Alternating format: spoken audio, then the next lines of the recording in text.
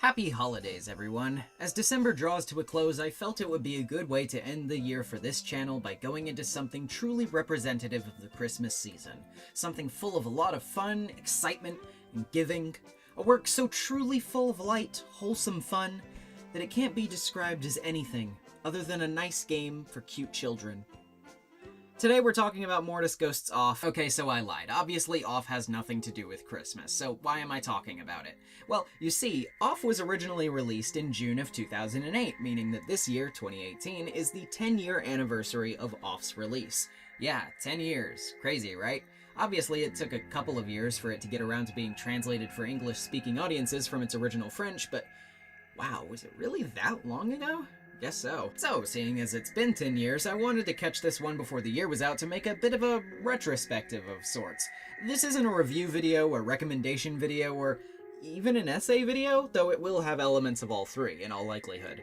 This is just a look back at a game, a little more than a decade after its initial release, a glance into the past to see how it holds up after all this time. We've got a lot of ground to cover, and of course a warning for full spoilers in this video. If you haven't played Off yet and you want to, now's the time. With all that out of the way, this is Mortis Ghosts Off, a 10th anniversary retrospective. So for those of you totally in the dark who are still sticking around, allow me to give a bit of a background.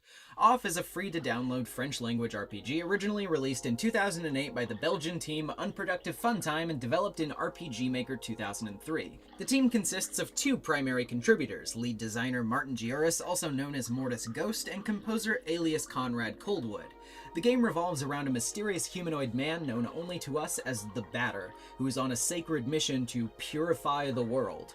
Over the game's course, the Batter will travel through 4 strange areas called zones in order to purify them, with more about the game's world being revealed as it goes along. The gameplay in Off is fairly similar to that of many classic RPGs. The Batter proceeds through the game by leveling up, getting new party members, upgrading his stats, adding special abilities called competences to his move roster, and upgrading his equipment. There are 4 numbered areas in the game, labeled zones 0 through 3, along with a 5th zone which is not numbered. A zone is unlocked once the previous zone's Zodiac cards are obtained, which you can obtain by defeating the zone's Guardian, or boss. One particular element of note in Off that sets it apart from other similar RPGs is the amount of puzzles that are present in the game. Now, some of these puzzles are fairly self-explanatory, following a set of numbers in order to press some switches that will open a door, and some of these puzzles are... dude, what? All the while you soak in some creepy lore, some unsettling atmosphere, and boom, you got yourself a cult classic. Oh, also the music is like super haunting and atmospheric, except for the battle theme Pepper Steak, which is like still sorta unsettling, but also a total jam even 10 years later. When starting up the game, you're greeted to a sign of caution that tells you certain scenes in this game are shocking to an unwarned public. Or maybe not. You're then prompted to enter your name, another RPG standard, except see, the thing here is, you're not naming your player character, you're just naming yourself. The Batter from the very beginning is specified to be a separate entity from yourself who has been assigned to you. All that you're told is that he has an important mission and you're asked to be sure that it's accomplished. Okay. You're left off in Zone 0, which is not unlike a tutorial area for the rest of the game. Within mere moments, you meet the Judge, a weird Cheshire cat-looking thing who teaches you the combat mechanics. When the Judge asks you for your name and the Batter responds accordingly with his own, the Judge specifies he's actually asking for your name, not the Batter's. The Batter responds by telling what your name is, but specifies that you can't talk to the people within the game. This is worth noting, because while the Batter does specify that you can't communicate directly with those in the game's world, he does specify that you're in control of his actions to some extent. The Judge's comments about your role as puppeteer do heavily imply this, and the most direct implication of this would be the Batter's explanation regarding the game's controls, saying to move my body, use the arrow keys on your keyboard. This level of metagame narrative has become fairly popular in recent years, with games like One Shot, Undertale, and Doki Doki Literature Club all making heavy hits in fandom circles due to these self-aware elements.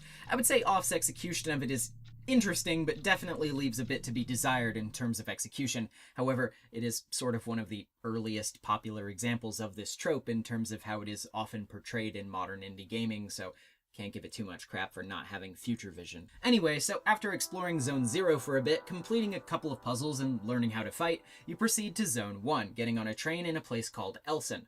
Right off the bat, you'll meet these weird little wheezy guys who all look pretty much exactly the same. As far as I know, they have no official name, but because they're introduced in Elson, the larger populace of fans simply refer to them as, well, Elsons. The Elsons residing in Zone 1 work in the smoke mines, where they enter deep underground tunnels to unearth metal from the ground, which apparently frees embedded smoke that was trapped in the depths. The Elsons use a variety of tools to put this smoke into bottles, which the Queen of the Land then sends to other zones. The remainder of this smoke flows free and forms the air that everyone in the world breathes. Yeah, everyone in this world breathes smoke, apparently. Of course, there seems to be an issue, as there are aggressive specters wandering the mines, and the batter wants to see to it that the impures are taken care of. Inside, you come across the judge again, who shows you a strange entity known as an add-on called Alpha, which then joins your party. For all intents and purposes, this add-on is basically just another party member that will help you in battles. After going around battling and killing the specters in the tunnels, another Elson requests the batter clear out the barns of specters that also lurk inside of them. The jobs of the barn workers involves cutting livestock in two halves and then extracting metallic boulders that were apparently present in their corpses. All of this poor quality metal is then thrown away, which then forms the ground everyone walks. The remaining material is purified to make their tools, then similarly distributed to other zones. After clearing the specters again, this time from the barn, Zone 1's guardian Daedon arrives to give his poor workers a bit of a tongue lashing. Daedon not only seems like a pretty big jerk, but he also seems pretty pissed that the batter believes himself capable of eliminating the specters, saying only the queen or her officers are capable of doing so. He claims he could have done it himself, but leaves the Elsons to their own problems since they disobeyed him. The batter seems a little more than ready to knock Daedon's block off, noting that he's hostile and must be eradicated, but he isn't able to reach Alma where Daedon is located, so he's unable to do so as of yet. Moreover, one of the Elsons actively discourages him from attacking an envoy of the queen. After sweeping the mines for a bit longer, the batter encounters Zachary, a strange merchant who sells items and seems to have a penchant for breaking the fourth wall, making direct reference to player retention and game mechanics. Also, he's like the fandom darling with like tons of fan art. You've probably seen cosplays of him before. He's that one. He also comes across the Elson workers who spend their time filling forms, wrapping them up, and sending those forms to couriers. The packages are shipped by the couriers, and in return, the Elsons receive parcels full of plastic. Solid plastic is then used to make various objects, while apparently liquid plastic forms the lakes and oceans. You might have started to notice by this point that Off is kind of a weird game. The vibe of the areas is just ever so slightly uncomfortable, the music is chilling, and there's a looming sense about this world that something is terribly, terribly wrong, but hey, I mean, maybe I'm just exaggerating, right? Maybe nothing is all that... Okay, you know what? Spoke too soon. Eventually, again, you come across a worker who tells you of another job the Elsons perform. There's an area they oversee where meat flows freely into immense metal pools. This meat is then poured into bottles below the fountains so they don't overflow, and this is what is given to people to eat. Seemingly the only food available to everyone in the world. As the batter continues along, he fights more and more specters, but also more and more corrupted-looking Elsons and other strange creatures. The line between what's an evil, mischievous ghost and anything else starts to blur a little bit. This all comes to a head as the batter locates and does battle with Daedon, defeating him and thus consequently purifying Zone 1. Well, this feels kind of awkward, actually. I feel like I should be happy or feel rewarded that I beat the boss after all that grinding and puzzle solving, but I feel strangely troubled. Like something's just nagging at me that I can't ignore. You know what? It's okay. We've still got Pepper Steak. Proceeding on to Zone 2, the batter continues his quest for purification, starting by going to remove specters from a library. Along the way, he comes across a strange cat similar in appearance to the judge who calls himself Japhet, and claims to be the creator of the city as well as the leader of the Phantoms, who are royal instruments of his vengeance. He claims the specters are his arms sent to him by the Queen to restore justice to this zone. After defeating Japhet in battle, he flees to fight another day, and the batter finds another add-on to bring into his party called Omega. Outside, the batter comes across the judge once again, who notifies him that a nearby shopping mall is under siege from specters and that it may be a good place to visit if he's looking to continue his quest. Going to the mall as per suggestion, the batter clears specters for a while before coming across the judge once more. What he says next raises a couple of eyebrows, to be sure. He says he's looking for his brother, who prefers the cooler colors native to this area, but hasn't been able to find him yet. You may think that he's referring to the one who calls himself Japhet, who looked very similar to him, but he says to give his greetings to someone named Valerie if you're to come across him. The batter traverses next through a strange theme park before having to save some Elsons from an organized attack from Japhet, who is furious that they seem not to respect him based on his appearance. After clearing them all out, the judge approaches and claims that his brother Valerie has gone completely mad and asks the batter for help, conceding that he's embarrassed to ask for it, but kinda needs it. He reveals that the brother he's been seeking is the one who calls himself Japhet after all, and he also claims that nobody in the world has control over the specters, except perhaps the queen, but he has no proof either way as to whether this could be true. Through several books in the library, it's revealed that Japhet was once a flaming bird who brought prosperity to the people of his zone. However, as time drew onward and his people forgot about him, he became vengeful, turning into a cat and summoning forth a storm of evil spirits upon his ungrateful subjects. Reaching the very top of the library, the batter confronts Japhet along with the judge, and the judge is finally faced with the truth of the matter. Japhet the Firebird really does reside within Valerie, having taken control of his body by invading it from the inside. They proceed to fight, and horrifyingly enough, it seems as though Japhet steadily withdraws from Valerie's withered corpse as it goes along, before eventually sprouting completely outward, the poor cat's body hanging loosely around his neck. Yeah, this is pretty screwed up! After a long battle, the batter finally defeats Japhet, officially purifying Zone 2 in the process.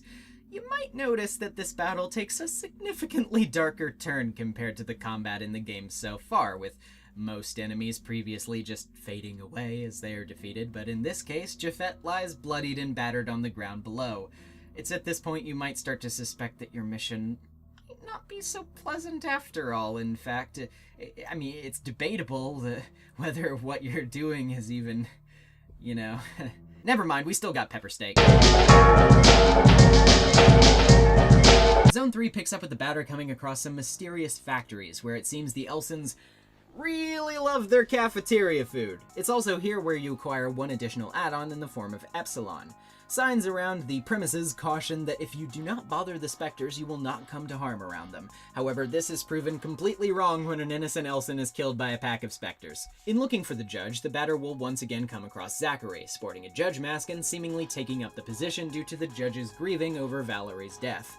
For a while following, Zachary assists with matters the player must deal with. Eventually, you come across a room full of sugar. Heading out and back, you encounter several corrupt Elsons in a battle who seem to be going haywire about something revolving around the sugar and specters alike.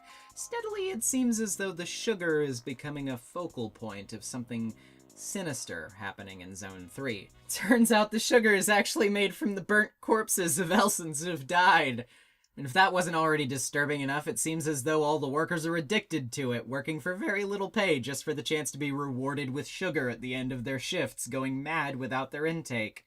Deciding he must purify the zone's guardian as per usual, the batter loads up onto the monorail but encounters a hindrance along the way. An Elson stands in the middle of the track, and when he's confronted about this by the batter... As if things weren't already getting a little disturbing for comfort, the enemy doesn't even defend itself or attack you at all, merely gasping and shouting for help as you're given no choice but to attack it with prejudice, like all other enemies before. Trying to run from the battle will only net you an outright refusal from the batter himself.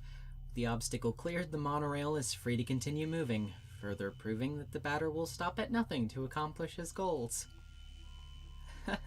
We proceed into another area where we must fight more corrupt Elson, but hey, as disturbing as this all gets, we still have pepper steak, right? Oh god, what the hell is that? This, frankly, is horrifying. Game's been giving me some seriously creepy vibes for a while now, but now I'm convinced. This isn't good. Whatever this is, whatever's going on here, gonna say, no, I don't like it. Starting to get a lot of disturbing implications from- Oh shit! This is hell. This has to be hell. This is actually hell. But green. Also, the worst puzzle in the entire game is here, so have fun with that, on top of all this. Oh god, not again! What is that? What is that? Turns out this is the director of the factories and the guardian of Zone 3, Enoch. Enoch claims the specters have nothing to do with him, and furthermore are spirits of the dead who can't simply stay dead. He says he's the living engine of Zone 3, and that the Guardians are a little like gods, drawing the infinite power of the sun to sculpt their worlds into nothingness.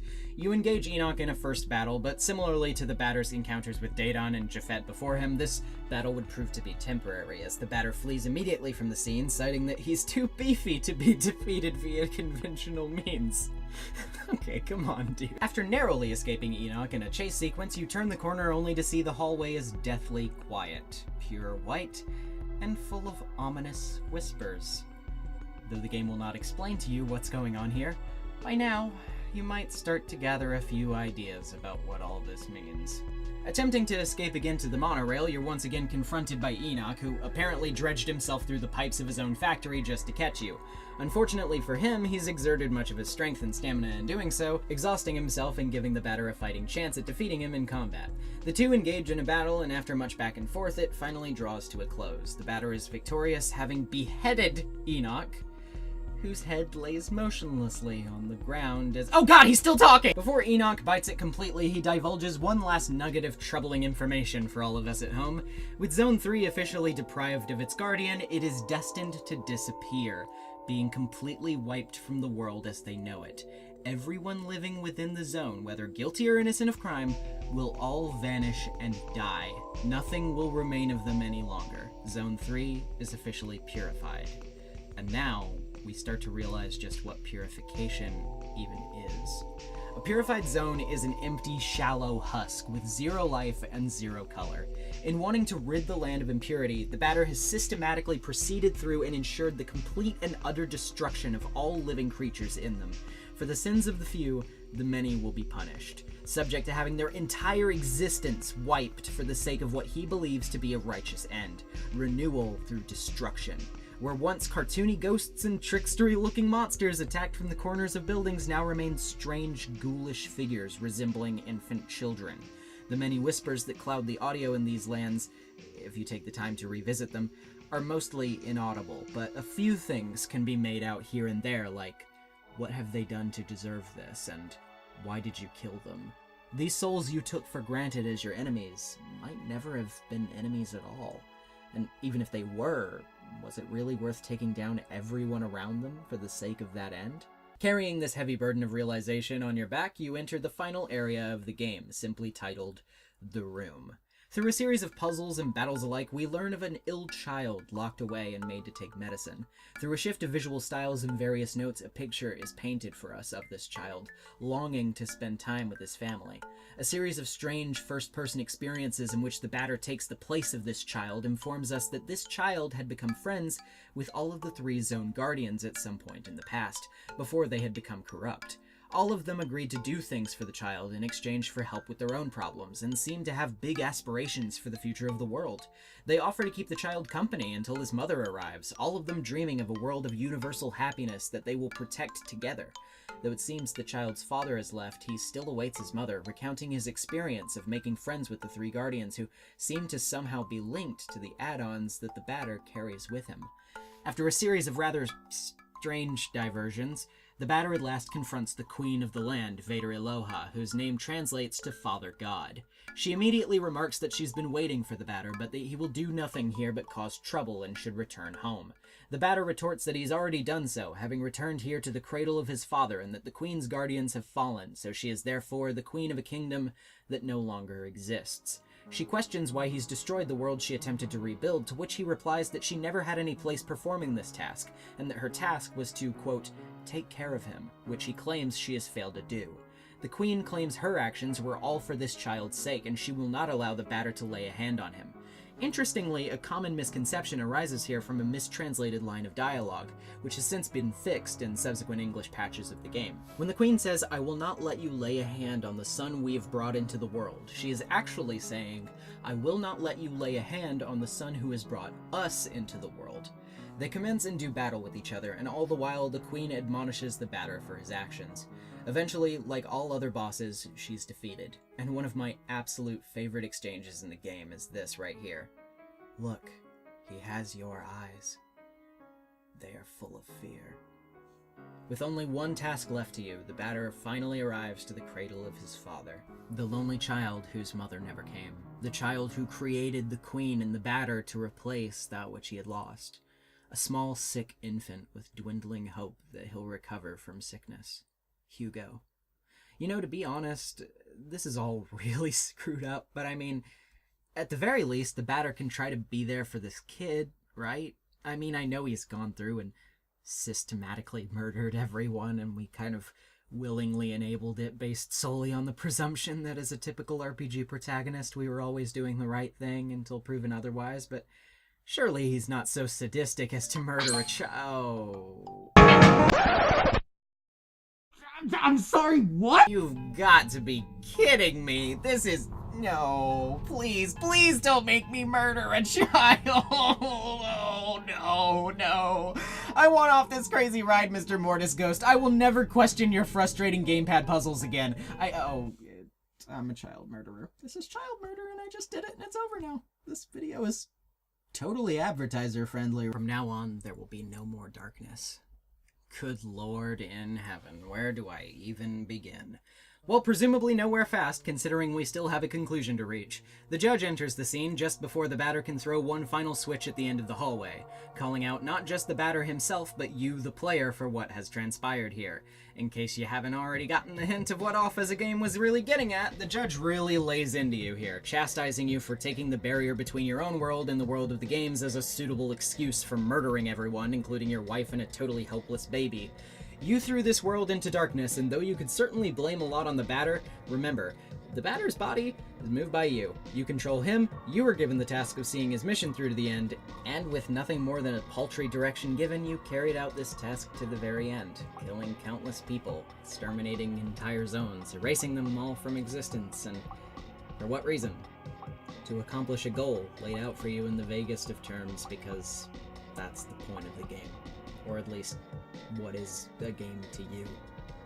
Anyway, at the final hour you have two choices. You can either join the batter in eliminating the judge, flipping the switch and turning the world off. Yeah, which is the canon ending to the story. Or you can join the judge at the last second, which he chastises as pathetically useless, but also the right choice. Okay, at least give me credit for turning it around now, asshole. At which point you fight the batter himself, that although he looks like he's transformed into a terrifying monster, is confirmed by Mortis Ghost himself not to have changed appearances in reality, but rather has changed in the eyes of the player, suggesting that depending on perspective, the batter may have looked like this the whole time. After a long battle, it all finally ends. The batter remarks that all is lost, but the judge acknowledges that he prefers this outcome to the batter's own final victory, remarking that all that remains is his and the player's own regrets. Off ends. And wow, okay. Clearly I've said a lot about this game already, but there's more that I've got to get off my chest now that we've been through the whole thing. Obviously a 10-year anniversary retrospective would be kind of bare bones if it was just a retreaded game summary now, wouldn't it? This has got to be like my ultimate off video, so I've got to cover all my bases. Oh god, no, that wasn't a baseball pun. So first let's talk about that story. It's really interesting and has a lot of cool, unique, and macabre ideas going into it, which is helped in no small part by the presentation style and the haunting OST. But it does obviously suffer from a lot of the metagame narrative tropes, as it were, that have become so popular lately. Its message about player agency and responsibility in regards to death or violence was pretty nuanced at the time, and for its time it was pretty unique and a cool narrative set piece that propelled off into memorability. As of present, however, we've already had many games do this and do it much better. Undertale, for all the flack it gets because of its ravenous fanbase, handles the issue of player morality in a much more balanced way that really allows choice to become a factor, rather than railroading you into the bad guy path and then yelling at you for it. Let me say right out that I still love Off to pieces, and I'm not saying that it handled its theming badly for being a product of its time. And in fact, I doubt Undertale would even be the way that it is without the meta-narrative groundwork that Off laid out for future indie game titles. I'm just saying that now it's been done better, so while that is the value of hindsight talking, it is applicable in the sense that you could do better than Off at present in regards to this. I still think it's worth playing for its individual merits, but in terms of meta-narrative, if you've played something, again, like Undertale, or even something like Doki Doki Literature Club, you're bound to have already been spoiled by slightly better execution in this field. Such is the paradoxical problem of the first of a kind. Of course, there is still the matter of whether you choose to join the judge or the batter in the end, but this really only affects the final outcome. At this point, it's just a matter of semantics. The world is still wiped clean, nearly every inhabitant is dead and gone, and a child has still totally been brutally murdered. For all the smarm that comes with such a comment, the judge is right. The choice to join him in the end, while technically sound and morally preferable, is ultimately a useless choice. It won't change much of anything. It's simply there to make you feel a tiny bit better about yourself. You have the luxury of choosing to be a good man at the end of it all, but that doesn't really change the fact that you gave the batter the opportunity after opportunity to brutalize and ruin this world. He himself even admits fault to staying by the wayside and doing nothing, while he should have been doing his damnedest to oppose you from the very beginning.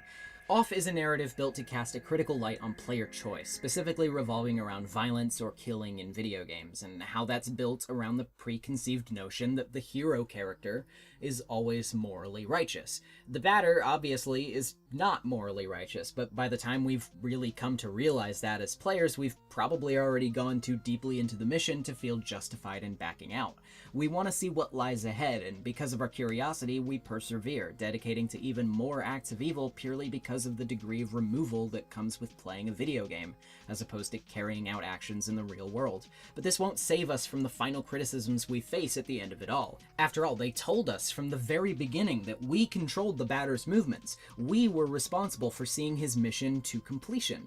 For as evil as the batter may seem, he would never have been able to do it without us, without the player. He's motionless and still when our hands do not control him, and so at this point you have to ask yourself, whose hands are really the ones that are coated in blood? Food for thought.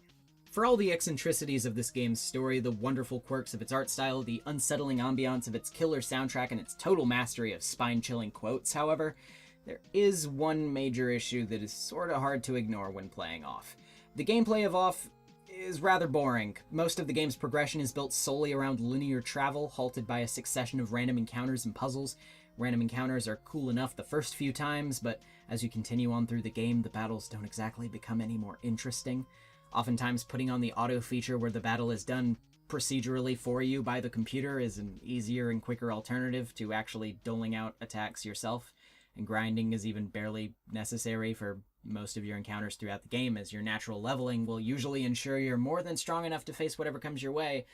Also, I could note that the auto seems like it takes a lot of the responsibility of the agency metaphor out of your hands and all that, but, you know, whatever. Puzzles, like I said before, can be cool, or at the very least bearably easy at times, but at other times they'll be so monotonous and confusing that you'd wish you could just be done with it all. There's very little in the way of memorable set pieces and architecture, and a lot of the internal building layouts, due to minimalist graphical style, starting to feel very bland and samey after a while. This in turn makes getting around a little difficult at times, as it can be hard to remember where you've been and where you haven't been based on visual indications alone. Trust me, it's not exactly hard to get kinda lost in this game from time to time, and sprinkling in random encounters along with confusing puzzles on top of this, yeah, it's not pretty. Off really shows its age at times like this, and not in a flattering way. This isn't nostalgic age, this is frustrating age, and it wasn't even that great back then in terms of these design flaws either. For a freeware game made by a team of 2 people who were clearly passionate about what they were doing, I can't rag on it too harshly, but it is still something I can't ignore completely in good faith. Off is like a strange little college experiment. It has a lot of cool concepts, some of which are delivered on really nicely, some of which could clearly use a lot of workshopping. For its time, it was exciting and interesting, but you could probably do better nowadays. It's something you could always look back at fondly, sure, but it's also something you're bound to notice more and more mistakes in as time goes on. It's not that you don't like it anymore, but you understand quality a bit better now, and nowadays you think you could probably do a better job, and hey, if Mortis Ghost ever makes another game, I'd be more than thrilled to give it a try. He's obviously a creative visionary with a lot of ideas and a lot of cool things swimming around in his brain that deserve a venue for people to experience them in. Off is an odd duck of a game, but it's also a charming one. It has its fans for a reason, and though it's been usurped in many ways that previously made it unique, it also continues to inspire other creators to make their passions a reality, to tell their stories, and obviously it had something to say. It was made for a reason, and I feel like it succeeded in a lot of the things it was trying to do. After all, if Mortis Ghost can do it in RPG Maker with some pixel art and elbow grease, who's to say you can't do it too, right? Who knows? You might just knock it out of the park. So, does Off hold up 10 years after its initial release? I'd say the answer to that isn't as clear-cut as some would make it out to be. I think Off is a significant game, regardless of whether it can be considered a good one by today's standards. It has its strengths, and it certainly has its fair share of weaknesses, but more importantly than either of those things, it has cemented its place in a large discussion that has propelled games to new and interesting places. And that, I think, is worth more than any star rating or game journalist's one-page review. That's worth 10 years of enthusiasm, fan art, and debate that still continues on all this time later. We remember Off, maybe not because it's a masterwork of video game design, but because it sticks in our heads, no matter how many times the switch flips from on to off.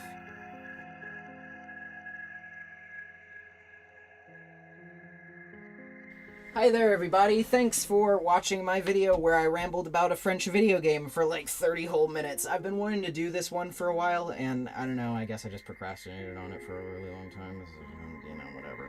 Scripting this took a really long time too, and God bless whoever it was that I took that long play footage from, whose channel and like original video I'll be linking in the description. I had to write time codes for myself throughout that all, like after I downloaded the footage. It was very helpful in getting through all that because I've replayed Off recently, but I really didn't feel like going through and recording the whole thing over again, and, you know, it just seemed like it would have been a pretty big undertaking at that point to do. If you enjoyed this video, please feel free to leave a comment and, you know, give your own thoughts. What did you think about Off? What do you think about Off 10 years later? Do you think it holds up? Do you think it doesn't hold up? Why or why not? Blah, blah, blah. If you enjoyed this video and would like to see more videos like it, please remember to hit the subscribe button as well as the bell notification thingy icon, because YouTube sucks. YouTube sucks. And of course, if you enjoyed this video enough to want to continue to support the creation of said videos and more like it, then you can head over to my Patreon, where I include tier rewards for, you know, various stuff. I don't know if you'd actually want any of it, but, you know, every dollar counts, is basically what I'm getting at. With that all being said, thank you so much for sticking around to the end of all this. I'm sorry for rambling your ear off. I'll leave you alone now. I'll see y'all in 2019. Peace.